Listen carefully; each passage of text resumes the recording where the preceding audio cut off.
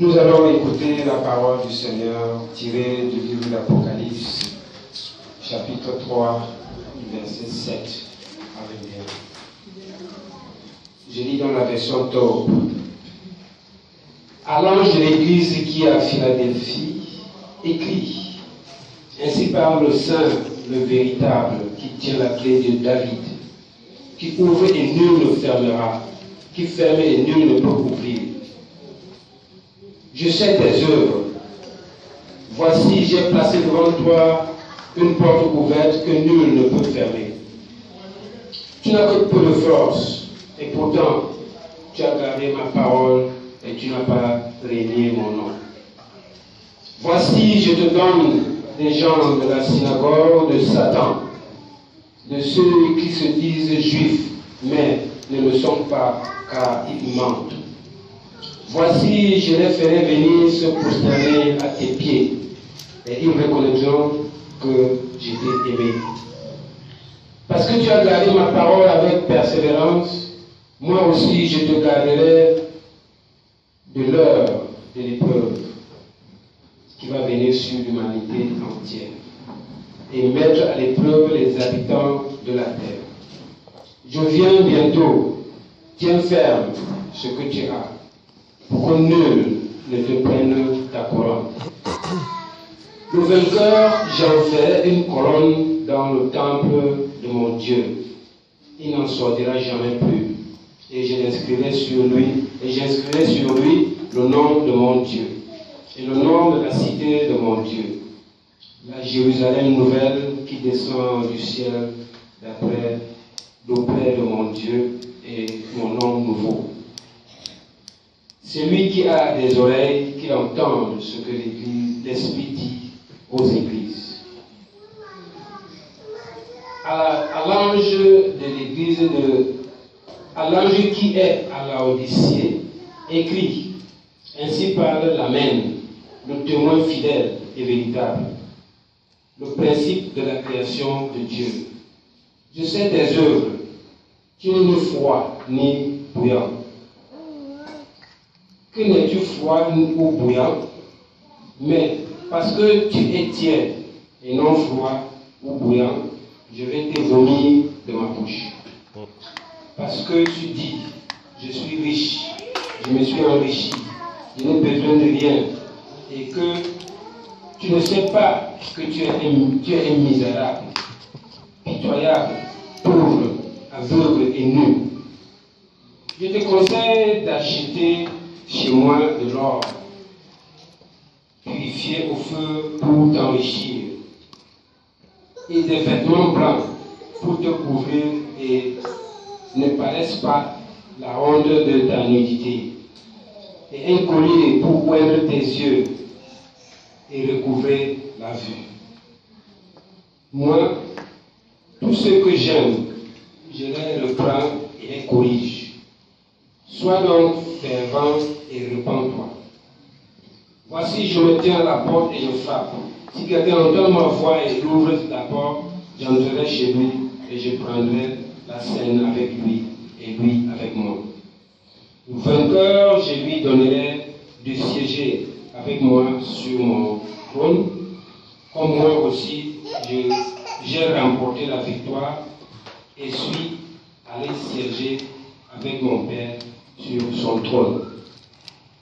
Celui qui a des oreilles, qu'il entende ce que l'Esprit dit aux églises.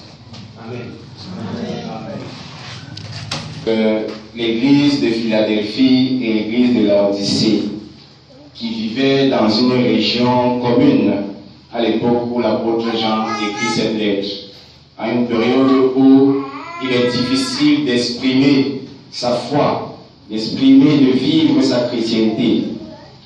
L'apôtre Jean écrit pour adresser des situations spécifiques dans les églises concernées. Mais il traite également des sujets qui relèvent de la vie du peuple de Dieu, quel que soit le temps et l'espace. Il écrit aux églises d'Asie, mais également à toutes les églises de Christ. Le but pour lequel l'apôtre écrit est d'une part d'encourager les fidèles du Seigneur qui ne se compromettent pas dans l'idolâtrie de leur milieu, à continuellement tenir ferme. Et d'autre part, son but est d'attirer l'attention de ceux qui se compromettent pour qu'ils sortent de l'anesthésie spirituelle dans laquelle ils se trouvent pendant qu'il est encore temps, de se repentir et de devenir les témoins vivants de Christ. C'est donc en somme un appel à la foi, une foi ferme, stable, convaincue, qui s'oppose avec force aux anti-chrétiens qui veulent les éloigner du salut déjà obtenu en Christ. Bien aimé, cette lettre est envoyée à 7 églises situées dans la partie ouest de l'Asie. Elles étaient situées dans la partie côtière du continent. Pour la plupart, elles pouvaient être comme Douala, Kribi, mais c'était des zones porteuses d'affaires. Des villes pour la plupart mouvementées par l'activité économique et dont la prospérité était le partage des populations. Philadelphie et Laodicée avaient la particularité d'être les deux villes les plus éloignées de la côte. Les églises reçoivent donc cette lettre commune, puisque toute la lettre de révélation est envoyée à chaque église. Et chaque église voit entre les chapitres 1 et 2 l'interprétation spécifique qui leur est adressée. Parce que même en tant qu'enfant de Dieu assis ici ce matin, nous n'avons pas les mêmes problèmes. Si Dieu doit nous parler, chacun l'entendra à sa manière. La particularité des deux églises, ou alors des deux lettres que nous avons lues ce matin, c'est que l'église de Philadelphie ne reçoit pas de blâme. Elle reçoit des encouragements. Elle est honorée par son adresse venant de Christ. Mais l'église de Laodicée ne reçoit aucun encouragement, sinon des blâmes et des reproches, des réprimandes de la part de l'Éternel. Commençons donc par Philadelphie. Qu'est-ce qui se passait à Philadelphie? Les villes dans l'ancienne époque étaient formées par des hommes et la plupart de ces hommes donnaient leur nom aux villes. Vous connaissez certainement Constantin et Constantinople. Celui qui a fondé cette ville avait un amour passionné, loyal pour son frère. Philadelphie, c'est Philo et Adelphos. Amour fraternel, amour du frère. Et les habitants de cette ville vivaient eux aussi dans cet élan de loyauté.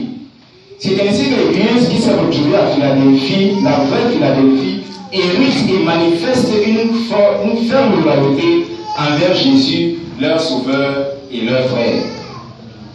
La vie des habitants à Philadelphie était dans leur paume de main. C'était une région géographique constamment visitée par des tremblements de terre. L'image que le Seigneur prend est relative à leur vécu géographique. La petite ville est si dépendante qu'elle est l'ombre des grandes villes qui l'entourent. Et ceci est également le reflet dans l'Église. Philadelphie est une petite communauté. Ils reçoivent des promesses pour les rassurer de la demeure éternelle qui les attend et où rien ne pourra plus les secouer. Jésus dit, je ferai de vous une colonne dans la maison de mon Père. Pour dire, il n'y aura plus de tremblement de terre. Vous serez une vie stable dans la maison de mon Père et éternellement. Le Christ fera d'eux, donc, ceux qui tiendront jusqu'à la fin des colonnes dans la maison de Dieu. Quant à la ville de Laodicée, elle était un centre commercial prospère.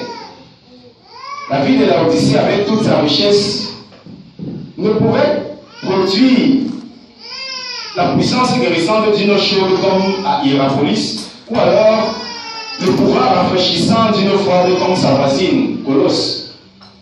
Mais une eau tiède est-il presque pour rien du tout. L'église à Laodicée a été chargée d'une inutilité semblable. Laodicée avait des banques, des grands tailleurs et une école de médecine spécialisée dans le traitement des yeux. Elle se sentait suffisante. Et comme la ville, l'église a pensé qu'elle n'avait besoin de rien et s'est retrouvée dans la pauvreté, la nudité et l'aveuglement spirituel. Pauvres, parce que leur richesse ne pouvait rien leur offrir de spirituel. Nus, parce que leurs beaux tailleurs ne pouvaient pas couvrir leurs péchés, et aveugles, parce que soigner la conjonctivite ou la cataracte ne nous rend pas capables de voir Dieu. Les chrétiens de Laodicée avaient fermé leurs portes et laissé le vrai pourvoyeur à l'extérieur. Jésus utilise le vécu de population une fois de plus pour communiquer dans un langage que les destinataires n'auront pas.